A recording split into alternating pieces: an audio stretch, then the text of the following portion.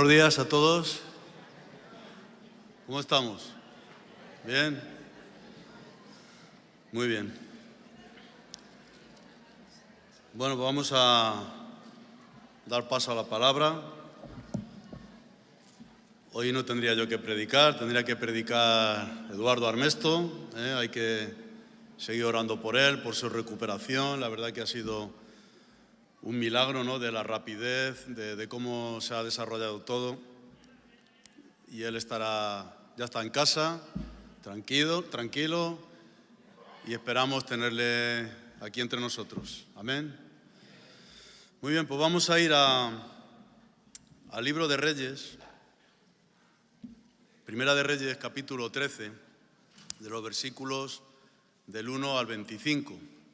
No lo vamos a leer todo porque si no se haría muy largo y hay demasiados detalles. Entonces yo voy a tratar de resumir, ¿no?, de contar, ¿no?, esta historia, ¿no? Pero antes vamos a orar.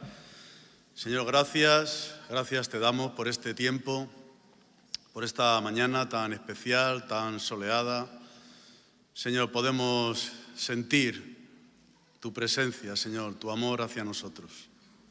Señor, queremos poner este tiempo en tus manos y oramos en el nombre de Jesús.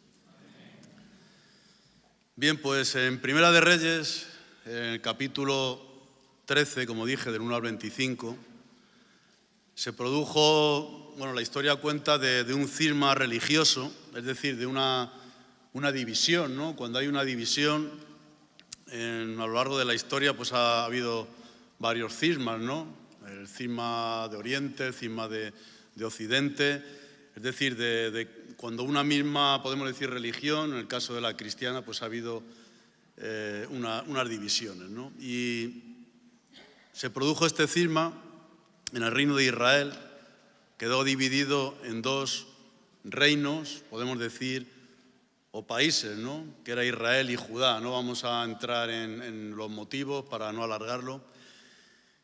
Y Israel, a través de su rey Jeroboam, cambió, transformó, podemos decir, era el reino del norte, el culto verdadero para sus intereses políticos. Empezó a meter idolatría, podemos decir, a adorar ídolos, becerros de oro, todo para que hubiera una separación total, ¿no?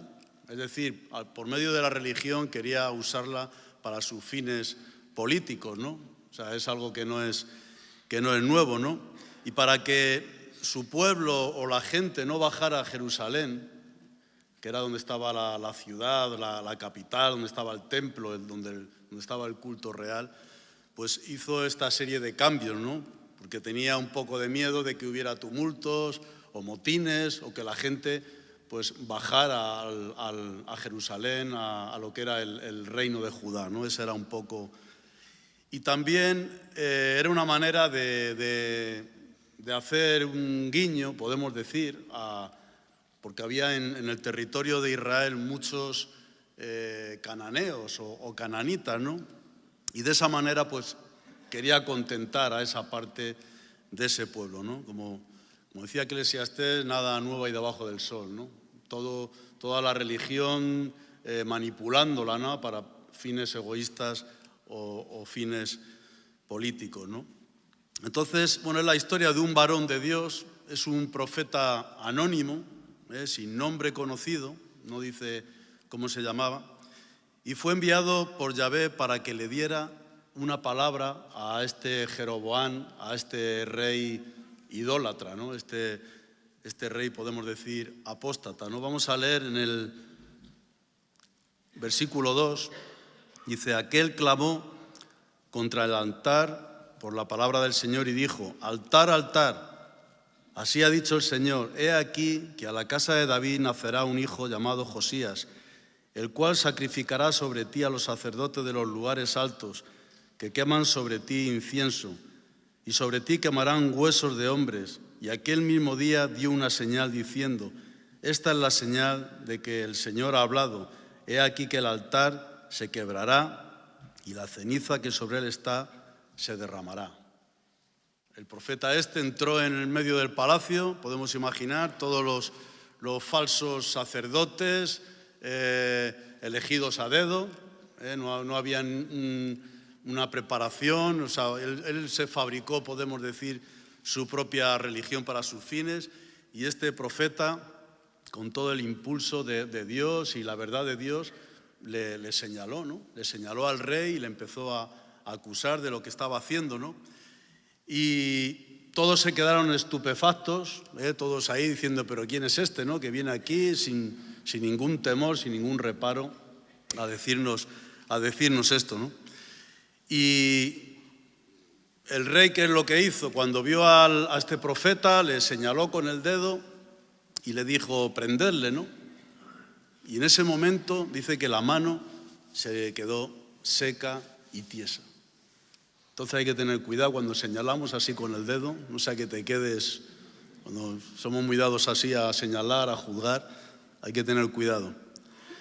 ¿Y qué es lo que ocurrió? Que el altar se partió también, en este mismo momento, se partió en dos y todas las cenizas quedaron esparcidas. O sea que la profecía se había cumplido casi al mismo tiempo, ¿no? Entonces, ¿qué ocurrió? Que al verlo el rey ya cambió su tono, ¿no? Siempre cuando tenemos alguna desgracia, ocurre algo, cambiamos de actitud, ¿no? Ya se nos bajan los humos, se nos bajan... Y es lo que ocurrió cuando este rey vio la mano, que la tenía tiesa, seca, no podía mover ni un dedo, vio el altar, todo esparcido por el suelo, y como dije, se relajó, cambió, y le dijo al profeta, te pido que ruegues ante la presencia de tu Dios y ores por mí para que mi mano sea restaurada. Todo había cambiado, ¿no? El profeta oró por él y Dios, en su misericordia, es raro, ¿no?, que en el Antiguo Testamento haya estos detalles, quizá por ver si se arrepintiera, le sanó. Porque en el Antiguo Testamento a veces hay muchas escenas de violencia, de venganza, de ensañamiento, podemos decir, ¿no? Incluso algunas personas te preguntan cómo es que Dios permitía esas barbaridades que se cometían, ¿no? Y bueno, hay que decir que eran tiempos diferentes, no eran tiempos preevangélicos y casi era un poco después de la edad de piedra. No digo eso, pero en el sentido que la humanidad estaba evolucionando y Dios estaba haciendo su plan, pero había todavía grandes barbaridades de salvajismo, es decir, era así, ¿no? Pero ya se vislumbraba gestos de misericordia, ¿no? De ese amor de Dios y ese amor al prójimo, ¿no? Que es lo que Jesús proclama, ¿no? Entonces, al mirado el rey, cuando vio lo que había sucedido, quiso honrar al profeta que le había castigado y le había curado, y en el versículo 7 le dijo, ven conmigo a casa y comerás, y yo te daré un presente. Pero el venerable hombre de Dios le contestó que no haría tal cosa, ni comería ni bebería en ese lugar, porque esa era la orden que Dios le había dado. En el versículo 9, la orden que le dio, le dijo, después de esto, no comas pan, ni bebas agua, ni regreses por el camino que fueres. Esa era la orden que había recibido. Ni siquiera podía volver por el mismo camino principal para que no se encontrara con otros de Israel, para no mezclarse, ¿no? O sea, eran unas órdenes muy específicas y tenían un sentido, ¿no?, para lo que Dios había dicho a este hombre, ¿no? Entonces ocurrió con las mismas, se volvió, pero ocurrió que habitaba en aquella tierra, que luego con el tiempo se llamaría Samaria, esa parte, ¿no? Por eso había esa mezcla de cultos, ¿no? Cuando vemos la historia de los samaritanos con los judíos, no había una buena relación, precisamente de estos tiempos, ¿no?, que había esta división, ¿no? Y había otro profeta, o vamos a decir un pseudo profeta, un hombre anciano a quienes sus hijos le habían contado los prodigios que habían visto ahí en Betel, ¿no?, en la ciudad de lo que había hecho este profeta, ¿no? de esas grandes, ese varón extraordinario, ¿no? enviado por Dios. Y envió a sus hijos, vamos a decirle, pseudo profeta, que le prepararan un burro, un asno, para ir en su busca.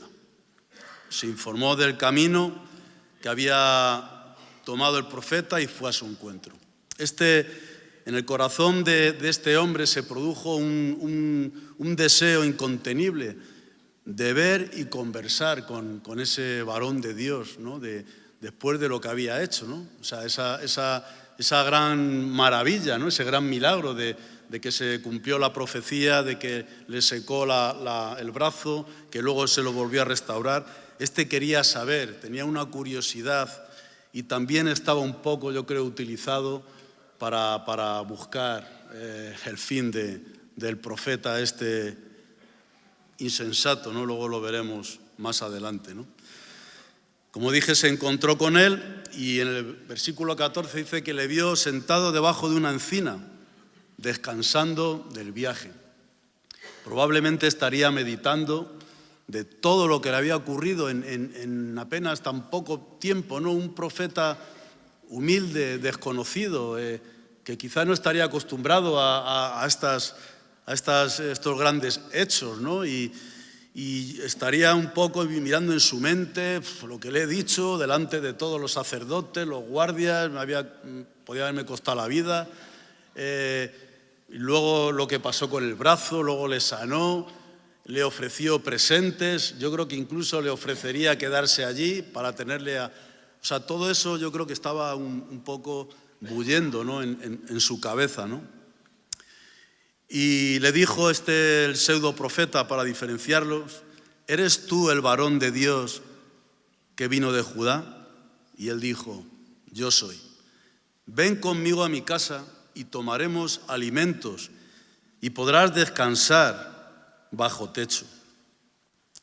Yo creo que ya la imagen pues le gustaba, ¿no? Le dijo: no puedo volver ni ir contigo ni tomar nada, porque el Señor me lo ha prohibido. Y le contestó: no temas, yo también soy profeta como tú, y un ángel me ha hablado de parte del Señor diciendo: hazle volver contigo para que coma y beba en tu casa. Por supuesto, estaba mintiendo, pero llevado por el deseo de estar en compañía de ese hombre prodigioso que realizaba milagros, le engañó convenciéndole con argucias. Vamos a parar un momento en el Nuevo Testamento, vamos a las cartas de Pablo en Gálatas 1:8. Dice: mas si aún a nosotros o un ángel del cielo os anunciar otro evangelio diferente del que os hemos anunciado, sea anatema. Es una palabra del Nuevo Testamento, pero aún así eso estaba en vigor entonces, porque él había tenido una palabra clara, una palabra de parte del Señor, y él no podía contradecirla. Pero sin embargo, el hombre de Dios, podemos decir que se dejó querer. Él pensaría: un ángel le ha dicho, él es un profeta como yo, y además pues le voy a compartir las maravillas que Dios ha hecho conmigo, ¿no? Yo creo que él un poco empezó a titubear en sus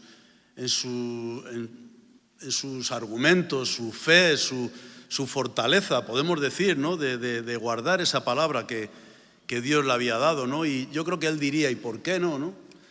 No había caído en las redes de una gran codicia de lo que le ofrecía el rey, ¿no? De presentes, de dinero, de una posición. Quizá era algo demasiado evidente, ¿no? Y ahí no se dejó tentar, ¿no?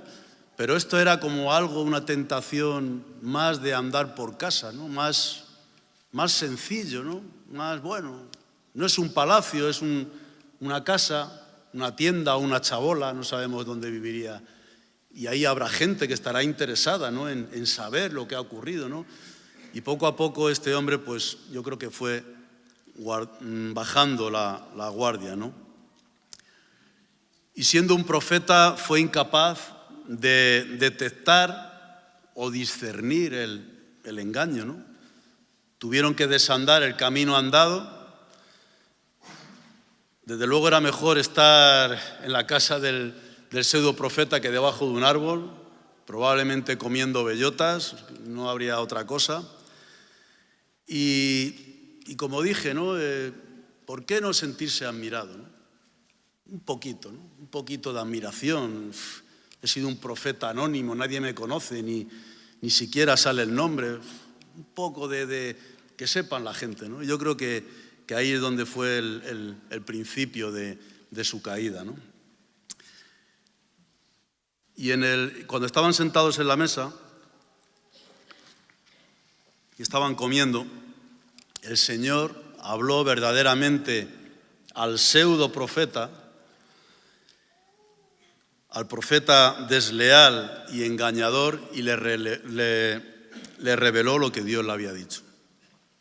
En el versículo 21, así dijo el Señor, por cuanto has sido rebelde al mandato de Yahvé y no guardaste el mandamiento que Dios te había prescrito, sino que volviste y comiste pan y bebiste agua en el lugar donde Dios te había dicho que no comieses pan ni bebieres agua, no entrará tu cuerpo en el sepulcro de tus padres. Eso para él era peor que la muerte. ¿Por qué? Porque para un judío, además creyente, una cosa que era algo muy arraigado, muy parte de ellos era morir y ser enterrado donde tus padres o tus familiares habían sido enterrados. Es decir, que yo creo que hubiera preferido que directamente le hubiera dicho que iba a morir antes de, podríamos decir, una maldición, ¿no? de morir en tierra extraña, ¿no? Y aún todavía quedaba algo todavía más trágico, ¿no? Podríamos decir, ¿no? Y cuando iba en el camino de vuelta con un asno que le había regalado su colega, un regalo envenenado, le había regalado el asno, y dice, vete para allá. Dice que le salió un león al encuentro, dice que le atacó al desdichado y le mató. Dice que quedó tirado en la tierra, al lado del burro, pero lo que es también nos sorprende y es milagroso, de que el león al burro no le tocó ni un pelo, ni una oreja, y al desdichado profeta no le devoró. O sea, normalmente un león se lo hubiera destrozado y se lo hubiera comido, ¿no? No lo despedazó. Y quedó el león ahí al lado, tranquilo, parado, el cuerpo del profeta, el asno al lado, como guardando un respeto, ¿no? Vemos que era toda una acción hecha por Dios. Había ahí un respeto. El león yo creo que estaba hasta guardando de que nadie tocara el cadáver de este hombre, ¿no? La noticia corrió por todo Israel y Judá de cómo había terminado sus días, ¿no? Aquel gran profeta, ¿no? Enviado por Dios, con un gran llamado. Este hombre a partir de ahí podía haber sido quizá un Eliseo, un Elías o uno de los grandes profetas, ¿no? Porque fue un gran milagro, ¿no? Por eso yo creo que no, al final no salió ni su nombre, ¿no?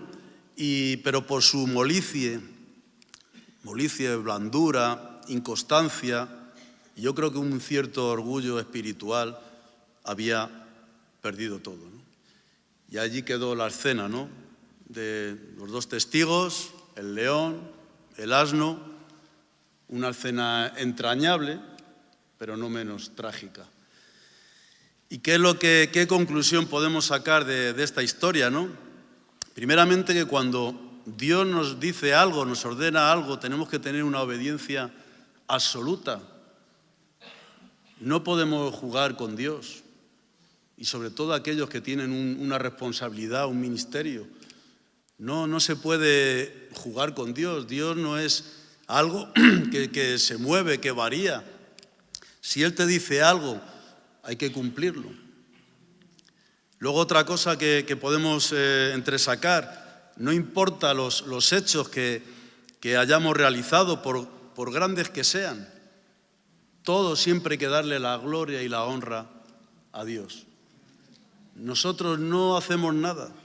Hay otra tentación de grandes hombres de Dios o personas que tienen unos puestos relevantes que se les va hinchando la cabeza y piensan que lo que están haciendo, esa admiración que tienen o ese éxito que tienen es a su carisma y a su propia personalidad y se pueden llegar a decir, si es que yo sabía que yo valía, si yo sabía que... Y ahí el enemigo empieza un poco a trabajar, ¿no? Y esos pequeños detalles puede ser el principio de una caída. Hay un refrán, un dicho castellano, que bueno, a lo mejor lo habéis oído alguna vez, que dice, por un clavo se pierde una herradura, por una herradura se pierde un caballo, por un caballo se pierde un caballero, por un caballero se pierde un campo y por un campo se pierde un reino. ¿Cuántas personas empezaron por perder un clavo? Que no fue el clavo, luego fue la herradura y así hasta perder su vida. Y es así. Tenemos que estar muy atentos a esos pequeños detalles, a cuando empezamos a bajar los brazos o pensamos que bueno, ya tenemos una experiencia en la vida con Dios y que ya nada nos puede, porque ya somos listos, inteligentes, tenemos experiencia, pero no hay que olvidar que el enemigo siempre está ahí, siempre está acechando y tú sigues siendo y yo sigo siendo de carne y hueso. Por eso hay que siempre hay que estar muy atentos, ¿no? Otra cosa que podemos concluir, dice que no se debe, los dones de Dios o las acciones de Dios no se debe vender. El profeta fue fiel a esto, ¿no? No se vendió al rey. Eran cosas demasiado evidentes, pero no supo negarse al estar con el pseudo profeta, sí, algo pequeño, algo humilde, en su casa, comiendo pan, pero la desobediencia y la rebeldía fue lo mismo. Al fin y al cabo había desobedecido la palabra que Dios le había dicho. También se quiso jactar de su valía delante del profeta falso y con esto mostró su inferioridad. A veces te pueden alabar, admirar y tú empiezas y con eso estás demostrando tu inferioridad. Siempre hay que, no te importe parecer religioso, no te importe, siempre hay que decir, todo se lo debo a Dios, todo se lo debo a Dios, para que el enemigo también oiga. No tanto porque suene algo religioso, ni que tú digas, es que yo tengo que ser humilde, pero siempre, todo don, todo alabanza, toda cosa, decir, todo se lo debo a Dios. Amén. Trataba también de convencer a los otros de lo que era. A veces tratamos de convencer a la gente de lo que somos. No nos basta con decir, pues soy esto, soy lo otro. Nos gusta también alardear, ¿no? De que sepa la gente que yo soy fulanito de tal y que yo estoy en tal sitio y que yo... A veces también ahí el orgullo trabaja, ¿no? Y con esto lo que hacemos y mostramos lo que no se esperaban de nosotros. Tú tienes que ser una persona segura de lo que eres, lo que haces y lo que Dios te ha dado. No tienes que estar demostrando a los demás tu valía. Amén. Donde estás es el sitio perfecto, el sitio único. Ninguna persona va a ocupar tu sitio. Puede que no tengas dones, puede que otros tengan mucho más dones, es igual. Tú eres una persona única para Dios. Y el hueco que tú ocupas, el recorrido que tú haces en la vida, nadie lo puede ocupar por ti. Amén. A más altura hay que tener más humildad. Eso es podemos decir, un precepto cristiano. Cuanto más subes, más humilde. Si vemos los edificios más altos, tienen mucha más profundidad en sus cimientos.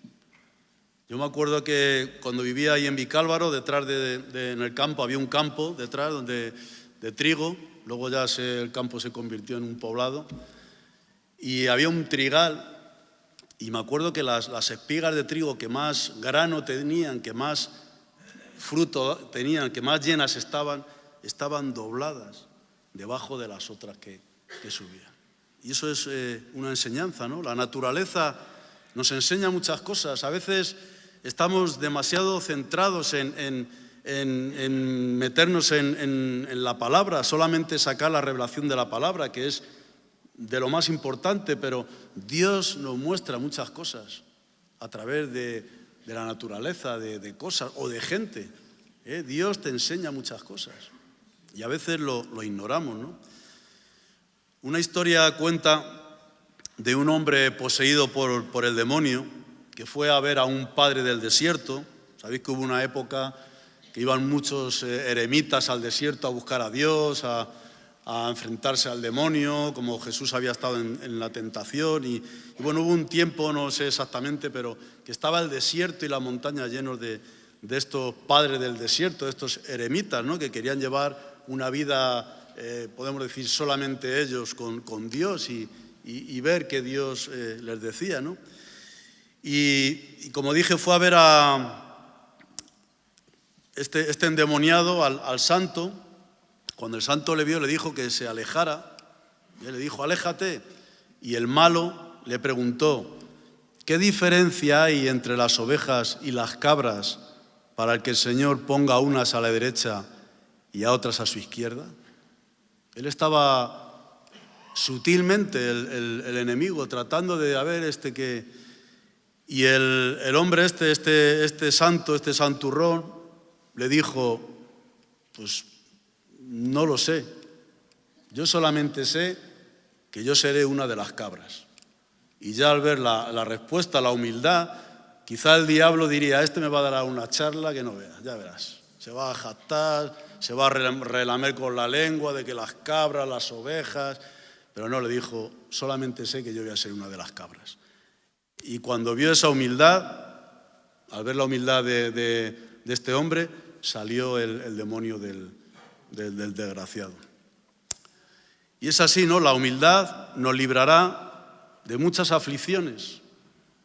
Si tú no te consideras nada, si tú piensas que no eres nada, que no tienes nada y lo que tienes es regalado, ¿quién te va a hacer daño? Ahora, si tú piensas, yo es que soy, yo es que tengo, es que me han dado, pues el que está a tu lado, este es una amenaza, el que está delante, el que está detrás. Eso es falta de humildad. Tenemos que saber de la humildad, nos va a librar de muchas aflicciones. Es que ha dicho, es que soy, lo habrá dicho por esto, es que tal. Si no somos nada, si tu yo va a cero, ¿quién te puede tocar? ¿Qué te va a molestar?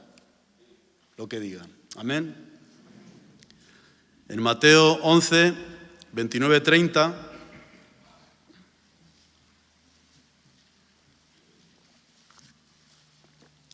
Jesús decía, llevad mi yugo sobre vosotros y aprended de mí que soy manso y humilde de corazón y hallaréis descanso para vuestras almas. Soy manso y humilde de corazón y hallaréis descanso para vuestras almas. Porque mi yugo es fácil y ligera mi carga. ¿Cuál es el yugo? Pues el yugo es algo que precisamente te viene muy bien, que es la voz del Espíritu Santo. Yo me acuerdo que había aquí algunos de los más viejos se acordarán de un tal Demetrio, que era guineano, estuvo aquí un tiempo de voluntario, y decía que lo que más le molestaba de ser cristiano es que siempre estaba Dios ahí metiéndose con él. Siempre me está diciendo lo que tengo que hacer, por eso me molesta. Y ese es el yugo que tenemos, que Dios nos dice lo que tenemos que hacer. Por eso nos molesta, ¿no? El otro error que cometió el profeta fue la insensatez. Es curioso, pero vemos entre los profetas que estaban ahí arriba, que casi estaban volando, pero luego tenían unos bajones, unas depresiones, unos errores grandísimos. Si os fijáis en el Antiguo Testamento, todos estos grandes profetas de comerse el mundo, ¿no? Empujados por Dios, pero luego caían a los niveles más bajos de depresiones, de miedos. Yo creo que era un poco el hecho de esa responsabilidad de ser los voceros de Dios, y que Dios también les enseñaba de que eran simplemente los portavoces de Él, que eran de carne y hueso. Yo creo que por ahí también va la cosa. En Proverbios 19:3, no vayáis para allá, dice: la insensatez del hombre tuerce su camino. Santiago 1:8 dice: el hombre de doble ánimo es inconstante en todos sus caminos. Cuando alguna persona o algún chico, vamos a decir, ve su cambio, Dios le toca, ve que va todo muy bien, va como la seda, recupera todo, no vamos a dar detalles, ya lo hemos hablado, y llega una época que la cosa se vuelve cuesta arriba. ¿Qué es lo que hacen?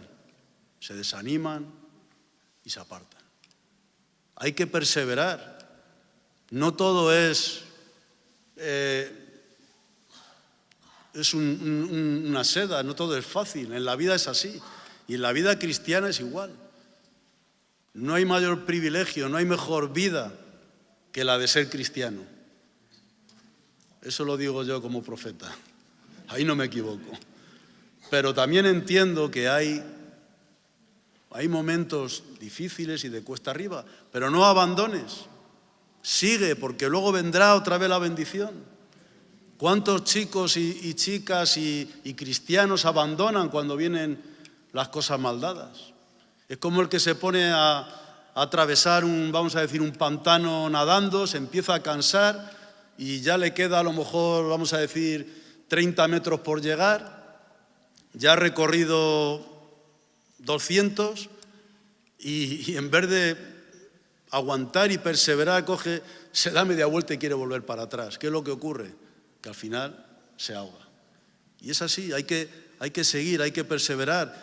En Ezequiel 13:3, yo lo leo, dice: así dice el Señor, ay de los profetas insensatos que andan en pos de su propio espíritu.